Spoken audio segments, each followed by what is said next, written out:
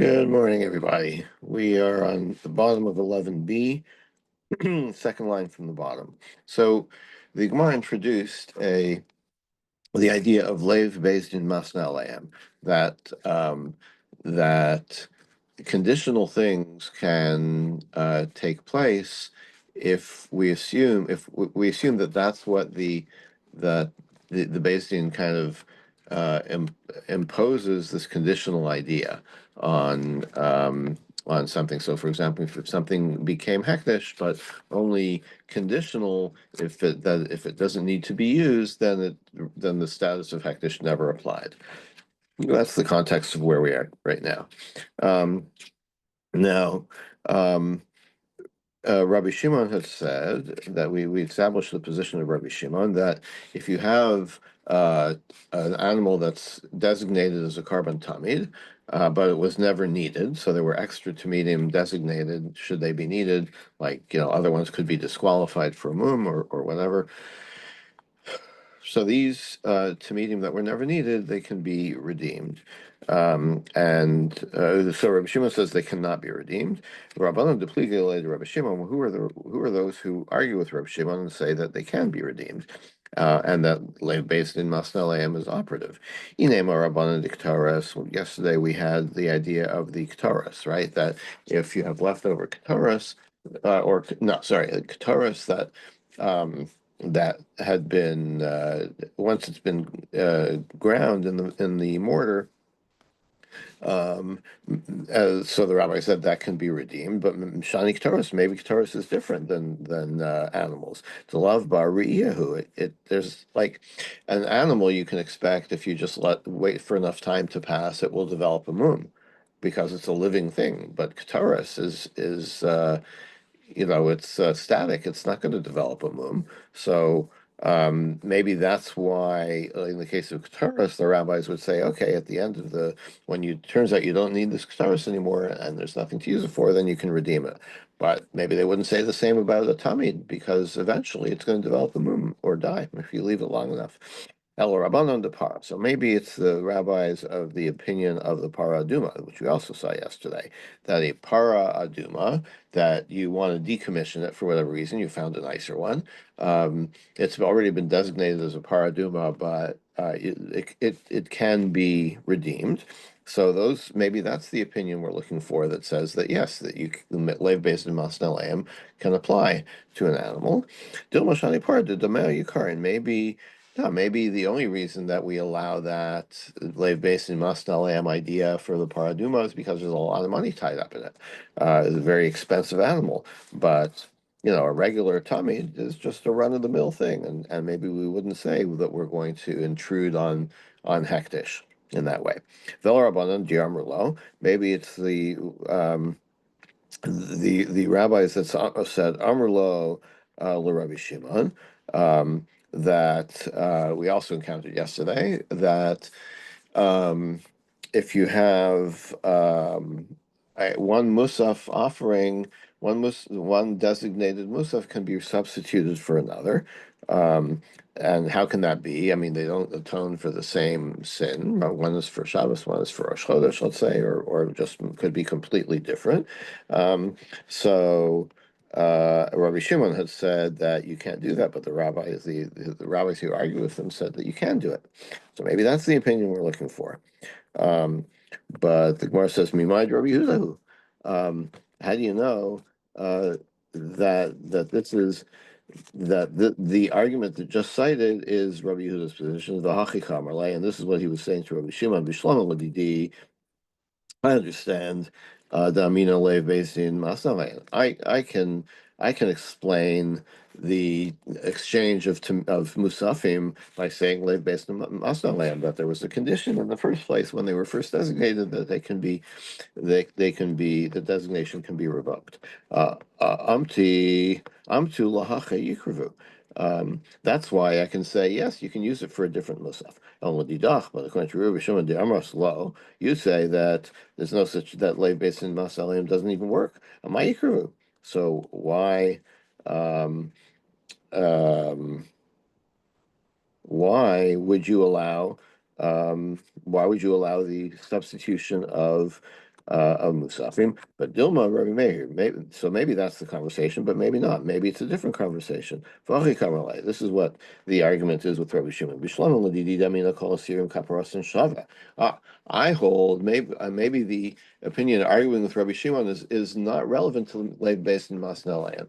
Maybe the argument is one made by Rabbi Meir, right? And Rabbi Meir says, okay, I hold that every goat that's brought from Mosaf Kaparos and Shavah, it's the same thing, right? Whether it's Shabbos, Yom Tov, or Chodesh, whatever, it's the same. It's all for the same purpose. So Mishum Hachi Yikrevu, so that's why you can substitute Elodidach, but you, Rabbi Shimon, Amai Yikrevu, you say that there's each Musaf has a different purpose. There's a different kind of kapara being offered.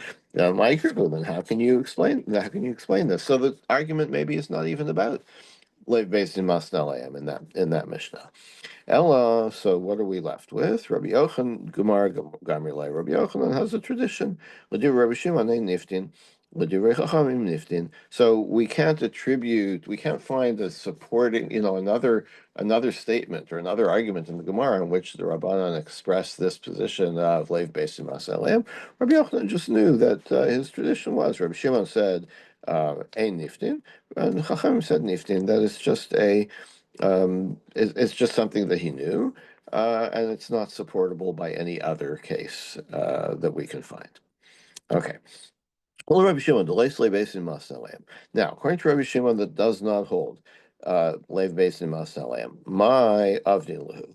So, what do you do with these lambs, right? These animals that were designated for tamid and are not ending up being used for tamid? What do you do with them? Amar Rabbi Yitzchak Amar Yochanan, Mekitzin Bahen Samizbeach. You use this for Kayet Samizbeach. Kayet Samizbeach is you have leftover ola, and you have the idea that the mizbeach shouldn't be idle, right? So usually it's assumed that there's a stream besides the regular karbanos that offered for the community, for karbanos tzibur.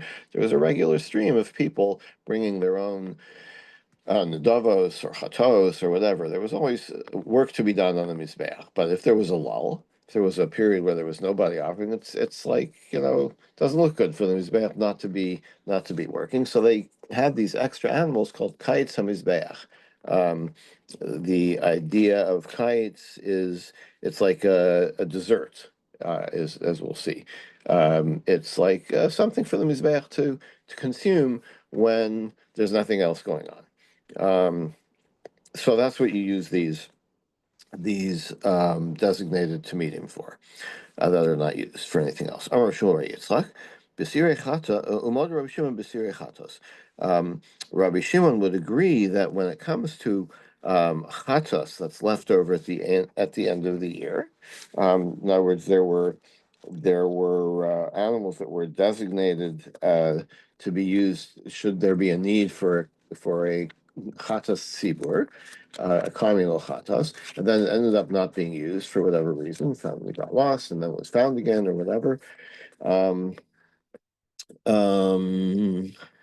So these animals, if they're left over at the end of the year, and remember, you can't use from one year to the next. So what do you do with it?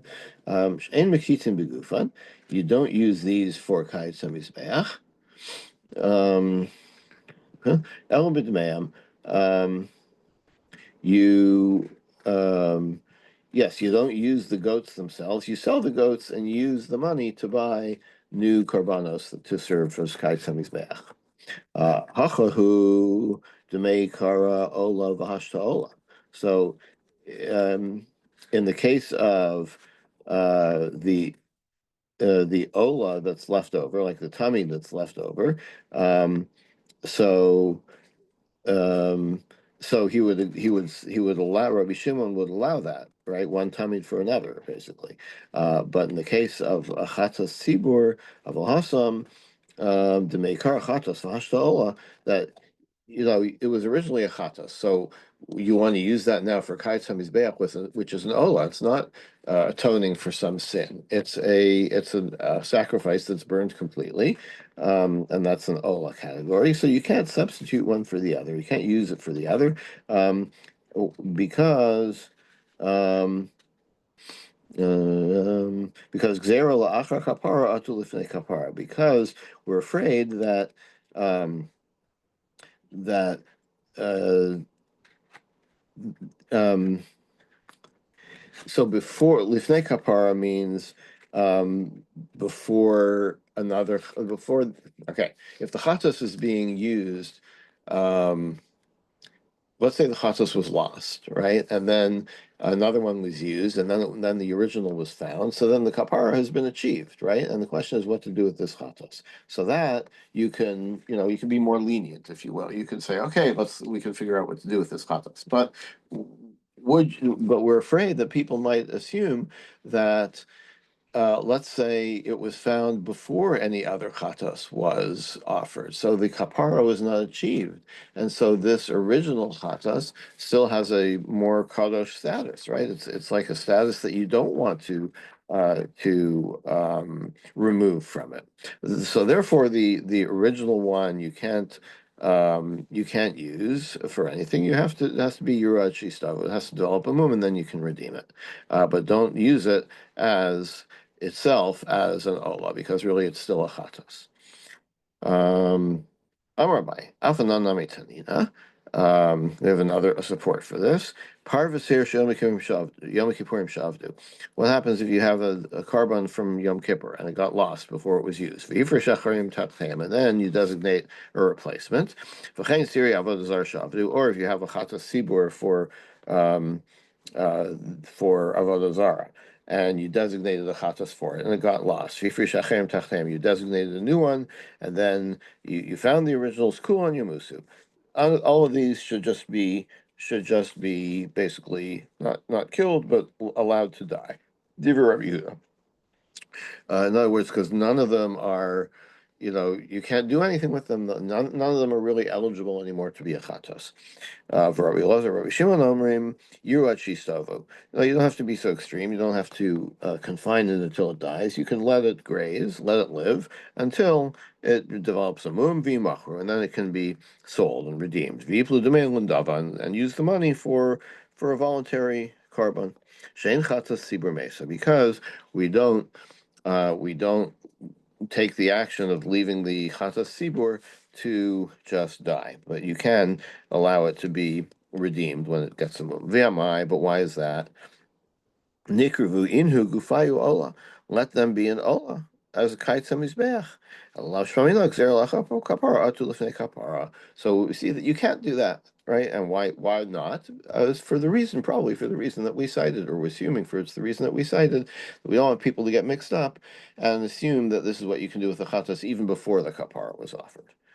Amarava Afananai Mitanina, we have another a Mishnah about supporting this. Of a Hasheni, that when there's two animals that were designated for the Chatos V'Yom Kippur, then the second one, the extra one, Yirat Sheistayev, let it develop a moon v'macher, and then you can sell it v'yiplu dava v'lenadava. V'yamai, why is that? Yikrav iu gufeola. Why do you have to wait? Why do you have to wait until it gets a moon and then sell it and then buy an ola? Let this chatas itself, this extra chatas, be an ola. Must be for the same reason that we don't want people to think that you can do this even before kapara, before any chatas was offered for the original purpose. Amar Ravina. We have another support for this. Asham Shemesu Balav. If you have a carbon Asham and the owner died, so then there's no guilt to be atoned for anymore. Oceanis Kapru Balav, or there was the owner achieved kapara through some other means, like where it got lost, and then he designated another and actually sacrificed it, and now you find the first one. You're at Shistaiv, Vimaker, Viplu Double and Dava. Same thing. Let it develop a mum and then sell it and use the money. Rabbi Eliezer Omer Yamus. No, Rabbi Eliezer says no, it can never be redeemed, so you just have to leave it to die. Rabbi Shua Omer Yavi B'dama of Ola. What you do is you sell it, and you can't just sell it for nothing. You have to sell it for money that you use for an ola. V'likar hagufa ola. So if that's what you're going to do, same question. Let it itself be an ola. What do you have to sell it for and buy another ola? Same idea. Shemamina. Okay, so that's a pretty strongly established principle there. Now, um, Okay, Tanya Lami Hachi. We're now going to have another brisa that supports um, that, according to Rabbi Shimon, if you have tamidim that are left over, what do you do with them? You don't redeem them, but you make them as kites hamizbeach. Tanya Lami Hachi. We have a similar brisa. Mayin mevim min amosaros. What kind of karbanos do you bring from these leftover tamidim? Kite kivnos shuach lamizbeach. Kites, like as I translated before, a dessert, like white figs for the mizbeach. Now, what does that mean? So, as the Gemara will explain, it's a metaphor. It's not that you bring figs on the mizbeach. Just like people eat figs, the Mizbeach has its own dessert, which is these extra karbanos. Vaksiv, so the Gemara says, Vaksiv, ki kol sarva chol davash. Wait, you're talking about figs on the Mizbeach? The fruit doesn't go on the Mizbeach, because the Pasuk says, don't sacrifice any or any chametz or any honey on the Mizbeach. And the honey apparently includes any kind of fruit. So, Tani Rabbi Chanina, kivnos shuach liyadam. No, it's like, as I said, it's like, just as we eat figs for dessert, the Mizbeach eats dessert also, as it were. And what is that dessert? Not figs. It's not a direct comparison, but it's the idea that there's a dessert which is these extra tamidim that can now be used as what is essentially a karban nadava. This at which we call kites hamizbeach, the mizbeach's dessert. Darash Rav Nachman Bar Chisda, Ein Mekitzin Bialasof. You can't use a bird ola for Kais HaMizbeach. Amarava Ha Burcha. He's like, I don't believe it. I don't buy it. There's no source for this. Amalei of Nachman Yitzchak Rava, my Burcha. So what's the source? Or why are you saying there's no source? Ana Amrita Niale. I told it to him. Rav Nachman says I told this to Rav Nachman Yitzchak said I told Rav Nachman Bar Chisda this. And we shmei to Rav Shimi Minarda Amrita Niale. And I had it as a teaching from Rabbi Shimi. The extra carbonos are sold, and the money goes to the communal nadava, which is the kaitz hamizbeach. Ve'ena elosa of pitzibur, but a bird ola cannot be brought as a carbon tzibur. So Rav Shimi, so this teaching of Rav Shimi is that when you sell the leftover tamidim, you have to buy an animal carbon as a voluntary tzibur, not a bird. Okay, so he's saying that yes, there is a source, and I learned it from Rabbi Shimi. V'af Shmuel Savarla the Rabbi Yochanan. Shmuel also agrees with what Rabbi Yochanan said earlier, which was that the Kais HaMizbeach, that you use the leftover tamidim for Kais HaMizbeach. Diyam Rabbi Yomar Shmuel. Korban Sibur Sakin Moshachtan Lamashahen. You have a carbon sibur, then when the knife of shchita that kind of puts them in the direction of whatever they are supposed to be. So it is kind of a bit of an odd way of saying this, but we're understanding this as saying that yes, you can shach them as a carbon, and so it was supposed to be a tamid, and now it's an olas nadava of tzibur. Whatever it's shachted for is fine. Tanya Nami, which I mean, that's an inaccurate statement. You can't do it for just anything. It has to be specifically for this. But when you slaughter it, it's no longer a tamid. Now you slaughtered it for something, for a legal replacement. So that's what it is now. Tanya Nami Hachi, a similar statement. Moda Rabbi Shimon B'Sayer. Rabbi Shimon agrees about the Sair, the goat that was designated for a musaf. Sheim lo karav b'regel yikarav b'rosh chodesh. If you didn't end up using it for the holiday that it was designated for that chatas sibur, then use it for Rosh Chodesh. Use it for another one, another type of musaf. V'im lo karav b'rosh chodesh yikarav b'yom kippur. And if you don't use it for that, then use it for Yom Kippur. V'im lo karav b'yom kippur yikarav b'regel, or for another holiday. V'im lo karav b'regel zeh yikarav b'regel acher, or for a different holiday. Because what is the purpose of any of these chatas tzibur that are offered on Shabbos, Rosh Chodesh, Yom Tov, Yom Kippur? It's all for the same thing, for kapara, for the outside mizbeach. that should it have become tame. That's what it's for. And so it doesn't matter which holiday you're doing it on, it's really for the same ultimate purpose. Okay. Um, back to the Mishnah. V'al zedon tumas mikdash v'kadshav seir hanasa bifnim. Um, the kapara, uh, this is the seir of Yom Kippur. What is the kapara for? For purposeful tuma of the mikdash, or the kalim, the things in the mikdash. That's the seir of Yom Kippur that was sacrificed inside the mikdash. Minanimile, where do you get that from? When talking about the this this avoda with the seirim, with the seir, it says, and he'll atone for the kodesh from being made tame by the people.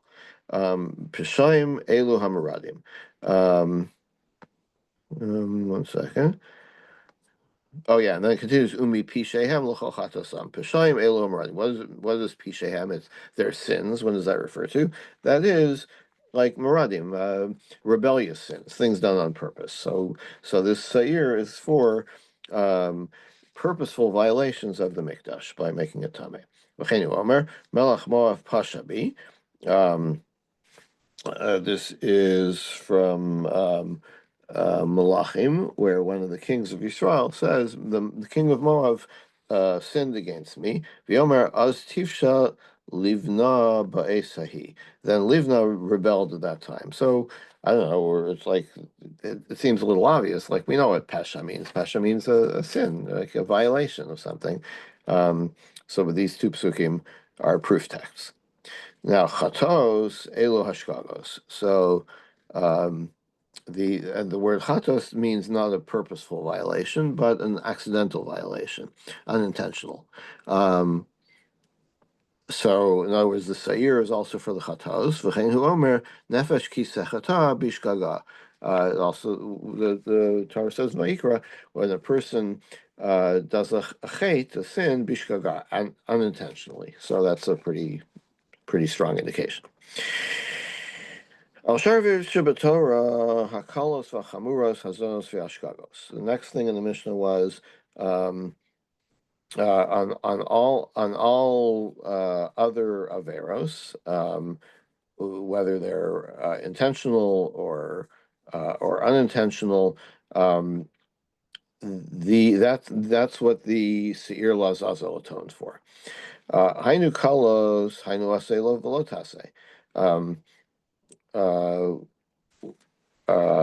Kalos, light sins are aseh and lotase, like this regular positive and negative commandments. Chamuros hainu krisos umisos besin, and the more sins with more gravity, that refers to those that are punished by kares or by the capital punishment by the court. Hoda hainu mezid. Sins which you became aware of, that is deliberate, things done on purpose. Lo hoda hainu shogeg, and things that are done that you did not become aware of. Those are the same as that's like things that are done b'shogeg. So, like, why does the Mishnah repeat it? If if um, if the Mishnah is talking about Hoda and Lo Hoda means the same thing as it said before, then what's the repetition? I'm ready to go. This is what it means. Al Shar Ver Shabbatara Ben Kalos Ben Chamuros Ben Shasan B'Shogeg Ben Shasan B'Mezi. Other averos referred to by the Mishnah, that means things that whether they're light sins or heavy sins, whether they're done accidentally or on purpose. Osen shenasu b'shogeg bein nodon lo sveikan bein shelo nodon lo sveikan. Those which were done accidentally, then Yom Kippur or the Seir of Yom Kippur is mechaper, whether you found out about having done them or not. The Elohim Akalos, and what are the light sins? Asev lo tasev Elohim Chamuros Kresus Umisas Beistin. So we're kind of parsing the Mishnah a little bit differently, but to make it come out so that it's telling you something new with each clause. Now, let's see. This is probably, yeah, let's continue. Hayase.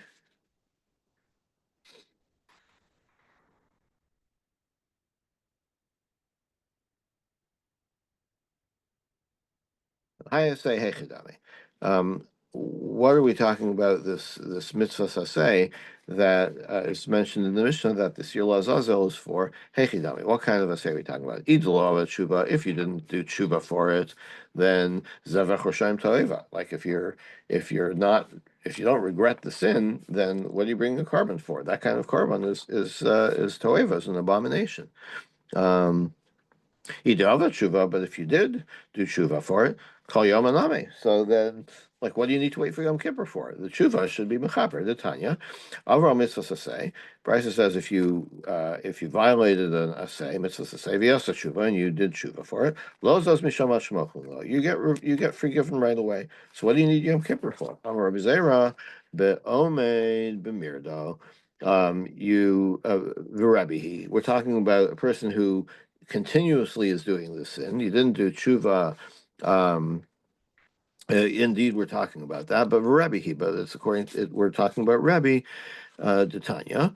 Rebbe Omer, I'll call a ver Shabbatara ben Asay tshuva ben lo asa tshuva on any violation of the Torah, whether you did tshuva or not. Yom Kippur mechaper. Yom Kippur helps you out, atones for it. Chutz mi parakol, except for somebody who is like denies God's authority. Or God's existence, perhaps. Umagal upon Torah, or someone who speaks dismissively about Torah.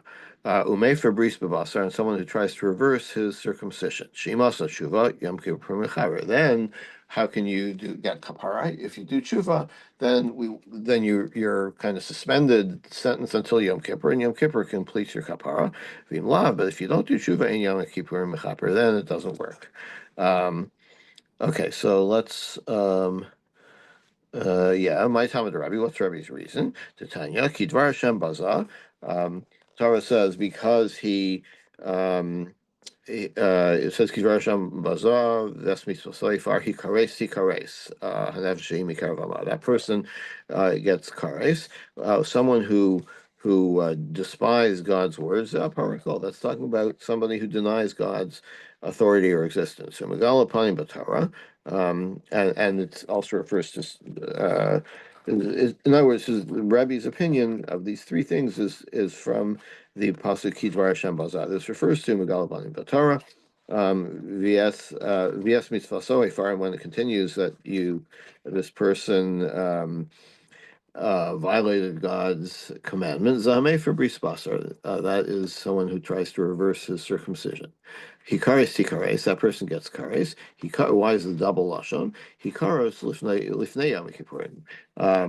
The first word hikares refers to before Yom Kippur, where you don't have kapar yet. Tikares lacher Yom Kippur, and the second word is even after Yom Kippur. If you haven't done tshuva, then Yom Kippur doesn't even doesn't work. Yachal afilu asa tshuva. Maybe it means Yom Kippur doesn't work even if you did do tshuva. Talmud lomar avon haba. It ends by saying that person's soul has its sin within it. In other words, it still has the sin. Lomar tiel bizman shavon haba. As long as he still has the sin. In other words, he doesn't have tshuva. That's when he gets kares. And we will stop here for today. Have a good day, everybody.